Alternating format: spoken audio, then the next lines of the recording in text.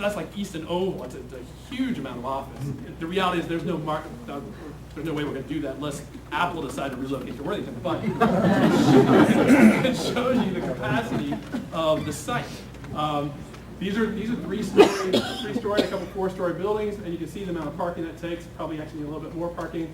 And we were nice, again, developer were nice, being so inclined to provide some green space to orient.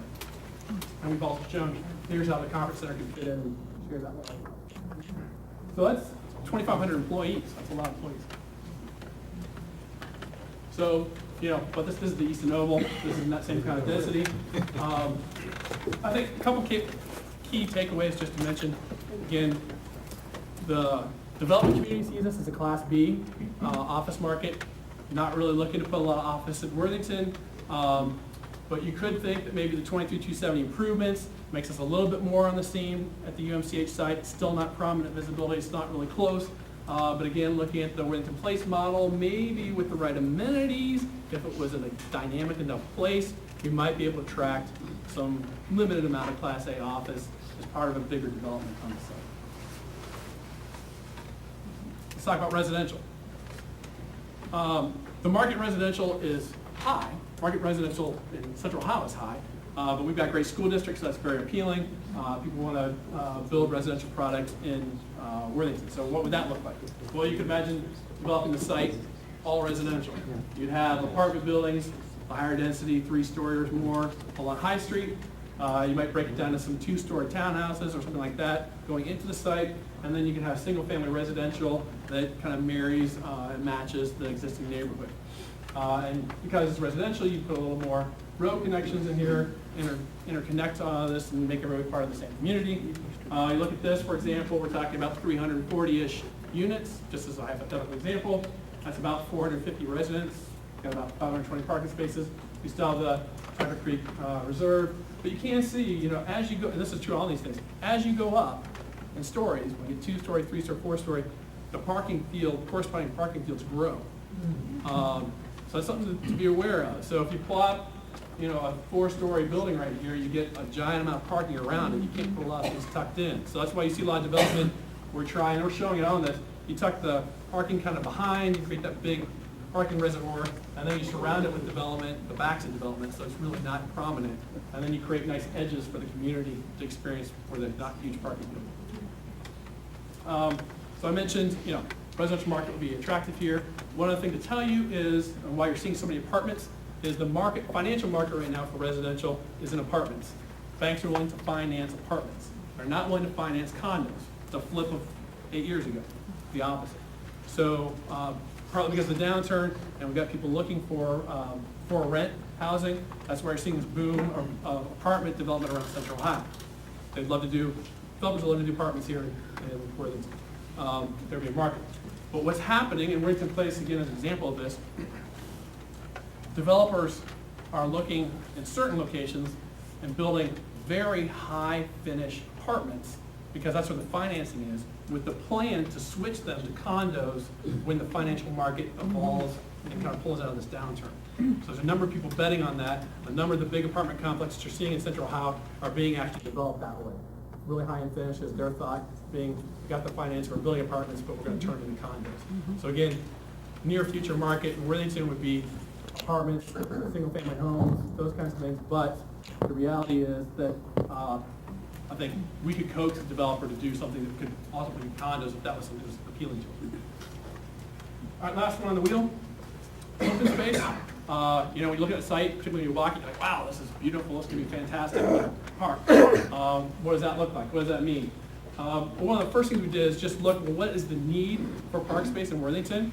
And when you look at it, actually, Worthington is got a fantastic park and recreation system, particularly when compared to other communities. This is benchmarking stuff that the city's done with other communities around the country, actually.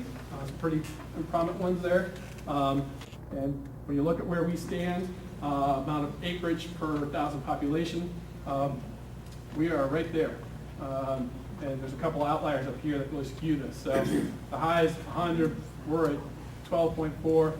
National average is down here, I don't know why it says 14, actually 6.7. So we're above that. You look at some of the other things, play structures, miles of bike walking path, square feet of recreation community centers, again, all per 1,000 population. Number of athletic fields, Worthington is at the higher end of all of those. And so always above the average, so it's pretty impressive. So I say that when you look at a map, it kind of becomes more intuitive. You look at UMCH relative to the rest of the area.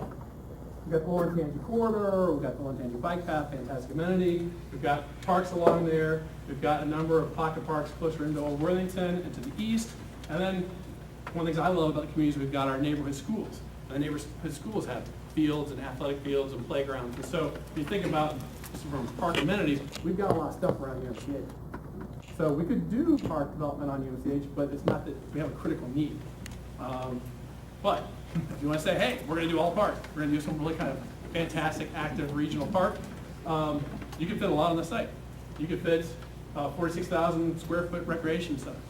You could fit shelter for weddings and events and performances. You could fit 4 baseball fields, 4 soccer fields, 4 basketball courts, 4 tennis courts, and actually more tennis courts and basketball fields. Gigantic playground, amphitheater, and more than 800 parking spaces. You can do it all. Someone has to pay for all that, maintain all that, but you can do all that. So, a lot of opportunities there. All right, so that's around the wheel. The last part is talking about what do we think is the real, starting to dive in towards something more real for the site. And I'm going to have Darren come and talk about that. We're close to being done. But then what I want to do is we can have a little bit of question and answer, and then I want you to take everything you kind of heard today, synthesize it, and come talk to us, and we'll work on these plans and draw what you'd like to see. Thanks for bearing with us. I know you've been sitting for a while.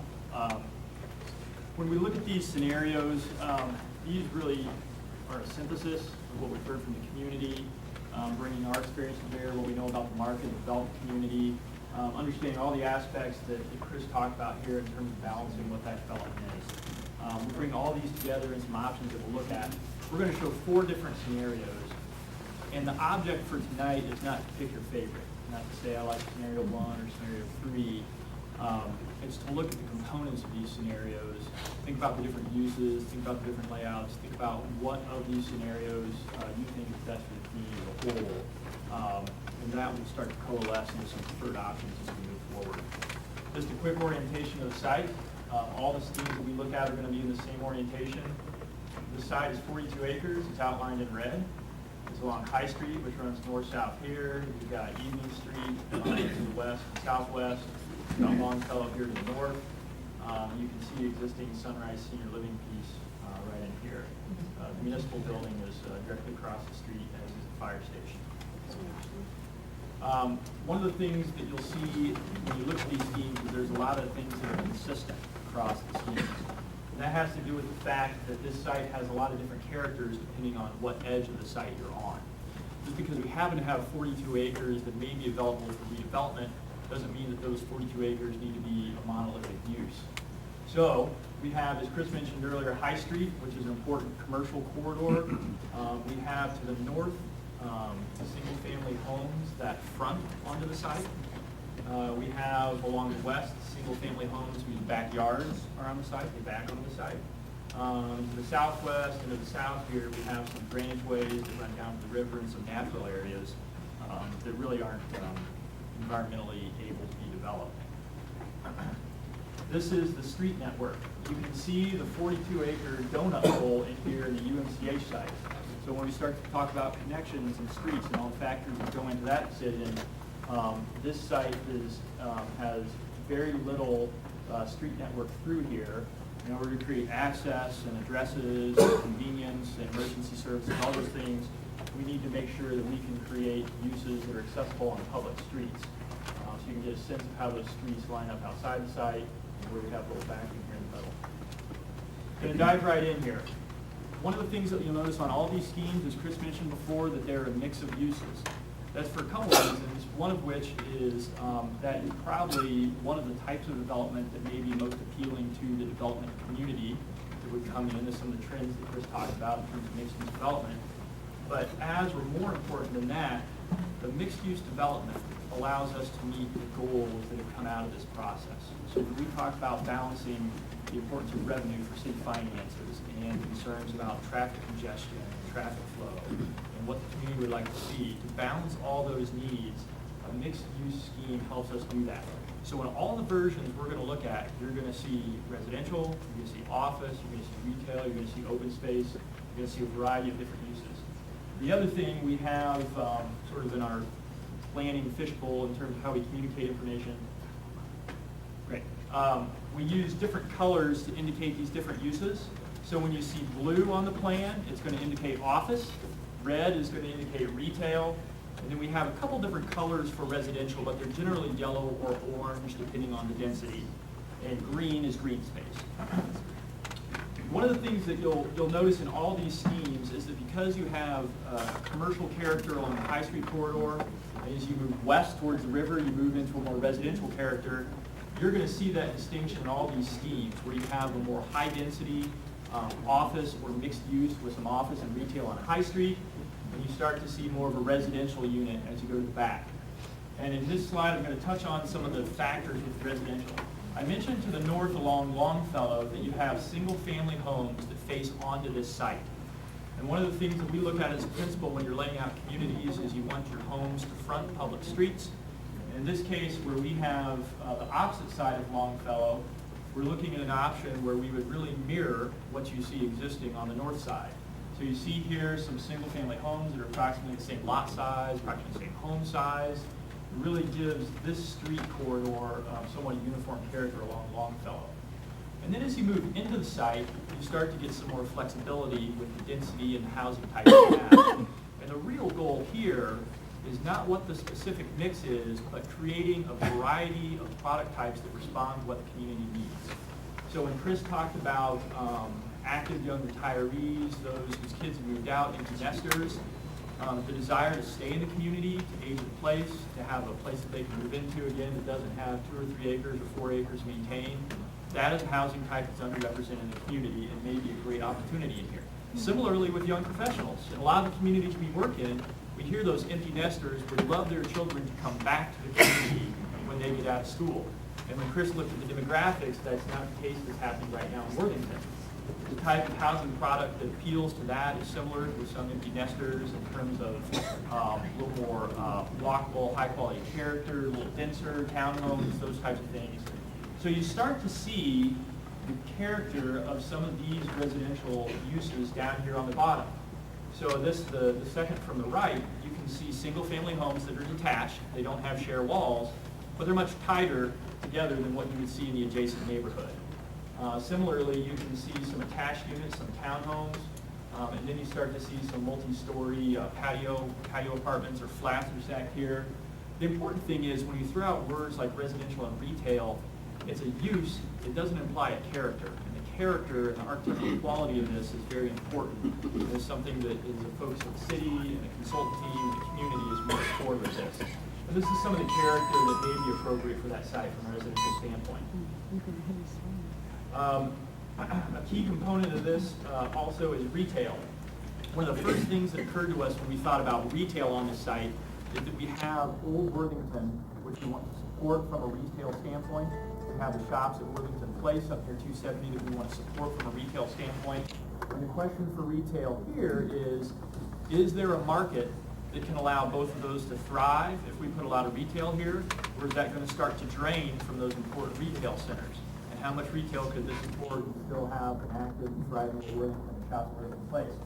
But what might be useful in this is when you look at bringing office users in and when you look at bringing young professionals and active retirees and you want to walk to a restaurant or a bar and grill, that type of small retail that would be an amenity for an office user at lunchtime, that would be appealing to the people that live in the community, that is considered a retail use. Food and beverage, small commercial, those things are important and maybe in much smaller quantities than Chris showed in our all retail scheme. And again, when you talk about retail, you may immediately think of a giant eagle, but you can see some examples here. And in all cases, all the types of uses that we're discussing, one key for this part of the city is neighborhood scale. Whether it's an office or whether it's a shop, retail, or restaurant, whether it's residential, the neighborhood scale is important. And you can see some great examples here of outdoor dining, some of these uses where there's retail on the ground floor and office above. And in this particular scheme, what we're looking at here is the idea that right off of High Street, you have some retail, some food and beverage, some restaurants mixed right in with these office uses, mixed in with potentially some apartments right there on High Street. So you have a very active, vibrant face on High Street. You've got a little green space here where you've got some outdoor dining, a small park. And again, as you move back, you transition into some of those residential uses. In this scheme, I want to mention how office may fit into this scenario. Again, neighborhood scale is important. Parking is very important for office. And one of the things that is the concern that we've heard quite a bit from the community, and we share that concern, is that traffic and the amount of volume of cars is very much dependent on the use.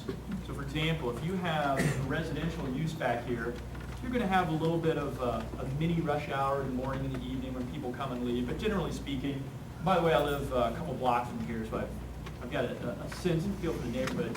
Generally speaking, in a residential area, you don't get gridlock coming in and out of your neighborhood. A use like office, you have a lot of people leaving at 5, you have a lot of people coming in at 8 or 9, so office traffic compared to residential traffic is different, and how we treat the access and the movement of